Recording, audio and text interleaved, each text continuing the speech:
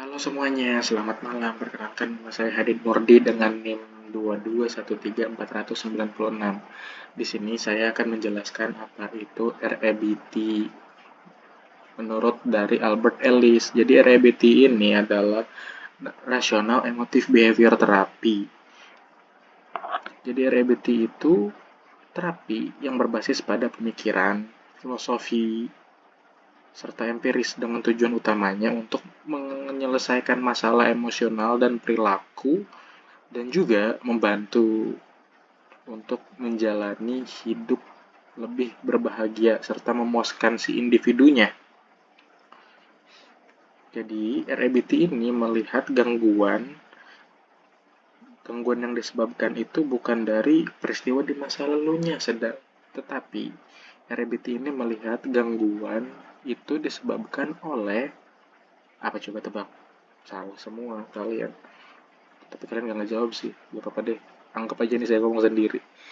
REBT ini melihat gangguan itu disebabkan dari karakteristik individu. Jadi di sini saya tidak hanya berbicara saja. Di sini saya akan menampilkan PowerPoint yang sudah ada. Jadi di sini ada prinsip-prinsip dasar dari REBT. Jadi yang pertama itu ada keyakinan inti. Inti dari REBT adalah keyakinan yang kita pegang apakah rasional atau tidak.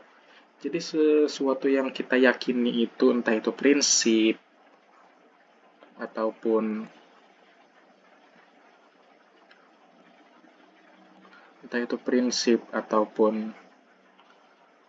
konsep hidup yang kita pegang itu tuh rasional atau tidak, benar atau tidak. Ya, kita harus yakin bahwa prinsip hidup yang kita pegang itu berjalan pada sisi yang positif, pada jalan yang baik. Yang kedua itu ada otonomi individu. Manusia memiliki kemampuan untuk memilih bagaimana mereka berpikir dan bertindak. Jadi, manusia pastinya mampu memilih apa yang akan mereka lakukan. Jadi, tetapi sebelum mereka lakukan sesuatu itu, pasti mereka berpikir, hal ini baik atau tidak, rasional atau tidak untuk dilakukan. Pastinya manusia itu harus yakin bahwa segala sesuatu yang dia lakukan itu bisa berdampak negatif, bisa berdampak positif. Tetapi selagi kita bertindak positif, kita berperilaku positif terhadap sekitar kita, terhadap orang lain, nanti insya Allah kita akan mendapatkan dampak yang positif dari sekitar kita. Seperti itu. Yang ketiga ada optimisme.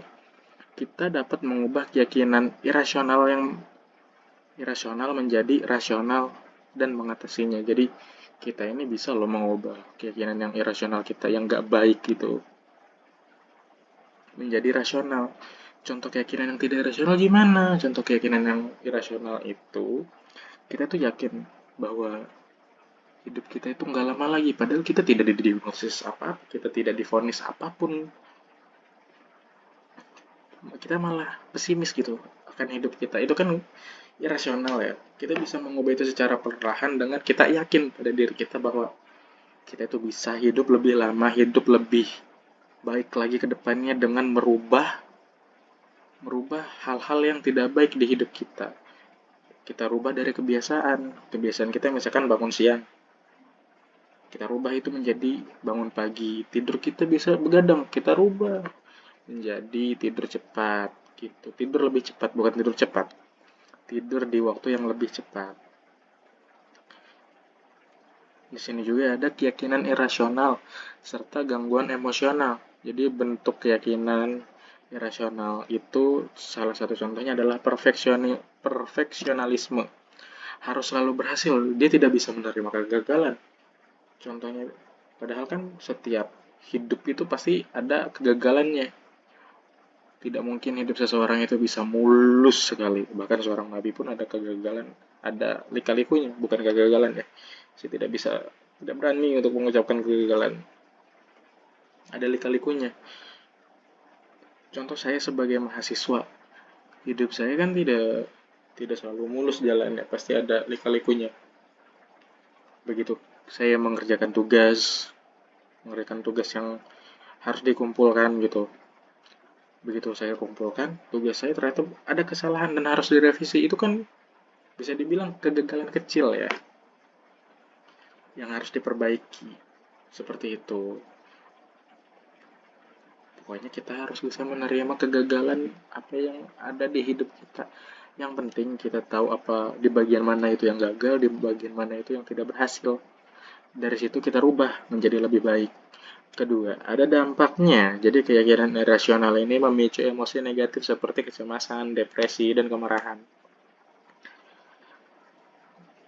Keyakinan yang irasional ini keyakinan yang memicu emosi negatif ya. Ketika kita yakin pada suatu hal yang tidak baik, hal itu akan menimbulkan kecemasan pada diri kita. Contoh ada beberapa manusia yang pesimis akan hidupnya. Jadi dia tidak terlalu yakin bahwa hidupnya itu akan berjalan dengan baik. Tapi begitu dia yakin hidupnya tidak berjalan dengan baik, dia tidak melakukan apapun. Hal itu bisa menyebabkan diri dia cemas. Setelah cemas itu dia bisa mengalami depresi. Dan setelah depresi, orang-orang yang depresi itu pada umumnya, atau ya bisa dibilang pada umumnya, dia bisa mudah sekali marah. Dan di sini juga ada peran keyakinan irasional. Bukan peristiwa itu sendiri yang menyebabkan gangguan emosional. Seperti itu. Di sini ada cara mengubah keyakinan irasional dengan REBT. Yang pertama itu ada identifikasi, mengenali keyakinan irasional yang merusak diri. Jadi kita harus paham dulu apa keyakinan irasional yang merusak diri kita. Setelah kita paham apa keyakinan irasional yang merusak diri kita harus menantang keyakinan tersebut, keyakinan yang salah itu yang bisa merusak diri kita. Menjadi pemikiran, kita tantang dengan pemikiran yang lebih rasional. Setelah kita tantang dengan pemikiran yang rasional tadi, pemikiran yang tadinya sekedar tantangan, kita rubah menjadi mengganti keyakinan irasional dengan keyakinan yang lebih konstruktif, yang lebih terstruktur. Di sini ada menerapkan REBT untuk masalah psikologis, ada kecemasan. REBT itu bisa membantu mengubah keyakinan yang menimbulkan kecemasan berlebih. Jadi, kan tadi ada di poin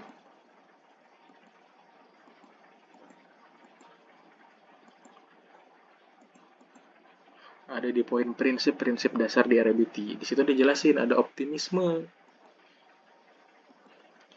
Jadi dari sikap optimis kita itu bisa merubah keyakinan yang irasional itu yang tadinya menyebabkan kecemasan berlebih. Selagi kita optimis dan yakin kita itu bisa berubah, itu bisa membantu kita menjadi yang lebih baik. Yang kedua, REBT itu mendorong pengembangan keyakinan yang lebih positif dan konstruktif. Itu bisa kita ambil contoh dari orang yang depresi ketika dia lebih sering komunikasi dengan orang lain, konsultasi dengan orang lain, bertukar pikiran. Setelah bertukar pikiran itu kan pasti dia mendapatkan masukan-masukan yang positif yang bisa mendorong dia untuk menjadi lebih baik, seperti itu. Ada kemarahan. REBT juga membantu mengelola kemarahan dengan cara yang lebih sehat. Ada harga diri juga. REBT meningkatkan harga diri dengan memperkuat keyakinan yang rasional. Kelebihan dan keterbatasan REBT. Jadi di sini kelebihannya itu pendekatannya cepat, fokus juga pada masalah yang dialami saat ini dan praktis untuk diimplementasikan atau diaplikasikan. Ada peran terapis di sini juga. Terapis juga berperan penting dalam membantu klien mengenali dan mengubah keyakinan irasional. Jadi tugas terapis di sini itu bukan memerintah ya, tapi membantu si kliennya agar bisa berpikir lebih jernih lagi, lebih optimis lagi, tidak pesimis, dan yakin akan kemampuan dirinya sendiri. Tapi ada keterbatasannya juga. Jadi keterbatasannya itu mungkin sulit bagi beberapa orang untuk mengubah keyakinan yang sudah mengakar, keyakinan-keyakinan yang sudah ia yakini secara lama, dan keyakinan yang benar-benar ia yakini karena itu sudah terjadi di masa lalu, tidak bisa berubah, kayak gitu. Ada juga implikasi praktis. REBT dapat diterapkan dalam berbagai setting, dari klinis hingga kehidupan sehari-hari. Memahami REBT, kunci menuju perubahan. Jadi ada prinsip utamanya itu keyakinan, inti, otonomi, individu, optimisme. Pada singkatnya itu, REBT ini fokus pada mengubah keyakinan irasional menjadi yang rasional lagi. Implementasinya identifikasi, tantang, dan ganti. Jadi kita harus mengidentifikasi masalah, identifikasi segala sesuatu yang irasional. Setelah itu, setelah kita paham dan mengenali sesuatu yang irasional pada diri kita tantang dengan pemikiran lain, yaitu pemikiran yang lebih rasional. Setelah itu, pemikiran yang rasional itu kita geser, kita replace menjadi pemikiran yang rasional. Setelah itu, REBT juga bisa diaplikasikan terhadap kecemasan, depresi, kemarahan, dan harga diri. Perlu diingat bahwa REBT ini dorongan dari diri kita sendiri agar kita itu memilih sesuatu yang rasional sifatnya, bukan irasional. Dan tugas dari terapis juga hanya mendorong dan membantu kliennya, bukan memaksakan. Jadi, sekian materi yang bisa saya sampaikan. Terima kasih dan sampai jumpa. Bye. Wassalamualaikum warahmatullahi wabarakatuh.